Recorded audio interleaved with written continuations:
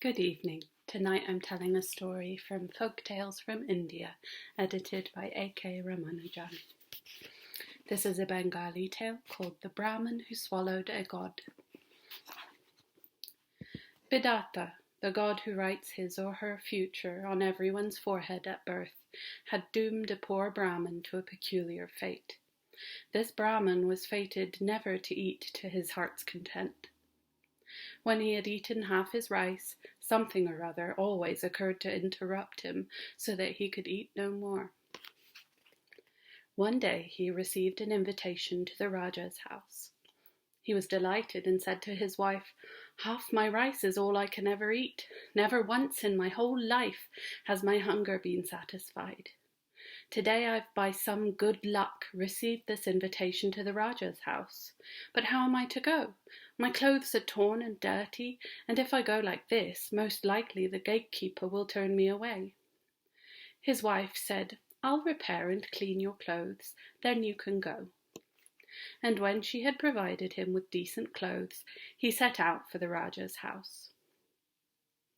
There, though he was late and it was evening, he was royally received. As he viewed the dishes spread out before him, the old Brahman was delighted.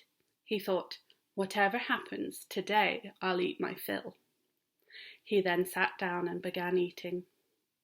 Now it happened that a little earthen pot was hanging from a beam of the roof.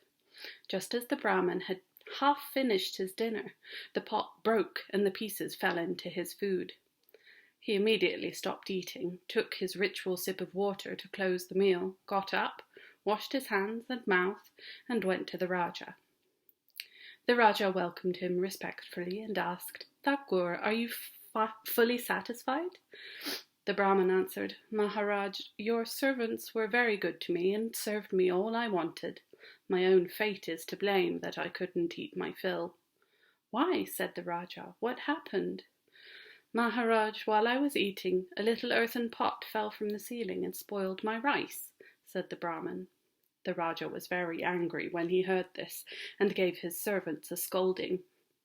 Then he said to the Brahman, "Sir, you stay with me tonight. Tomorrow I'll have fresh food made and serve it to you with my own hands." So the Brahman stayed in the Raja's house that night.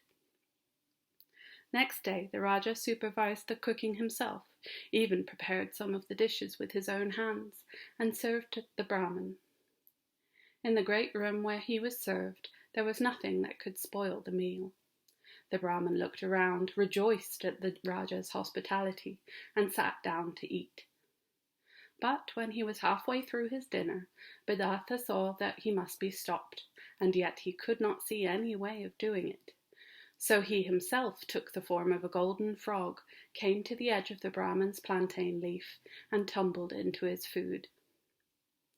The Brahman was too busy to notice anything. He ate up his rice, frog and all. Dinner over, the Raja asked him, "How is it now, Thakur? Were you satisfied today?" The Brahman answered, "Maharaj, I've never dined so well in all my life." Saying this, he took his leave, received gifts and money from the good Raja, and set off for home. That evening, on his way home, while he was walking through a jungle, he suddenly heard a voice. "Brahman, let me go! Brahman, let me go!" The Brahman looked all around him, but he could see nobody. Again he heard the voice, "Brahman, let me go!" Then he said, "Who are you?" The answer came, "I'm Vedanta! I'm Vedanta!" The Brahman asked again, "Where are you?" Vedanta answered, "Inside your stomach. You swallowed me." "Impossible," said the Brahman. "Yes," said Vedanta, "in the form of a frog I tumbled into your food and you ate me up." "Ah, nothing could be better," replied the Brahman. "You've bothered me all my life, you rascal. I won't let you go. I'll rather close up my throat." Vedanta, in great fear, said again, "Brahman, let me go. I'm stifled in here." But the Brahman hurried home quickly, and when he arrived, said to his wife, "Give me a hookah, and you hold a stick ready in your hand." His wife did so at once, and the Brahman sat down and smoked the hookah for a long time contentedly, taking great care not to set Vedanta free.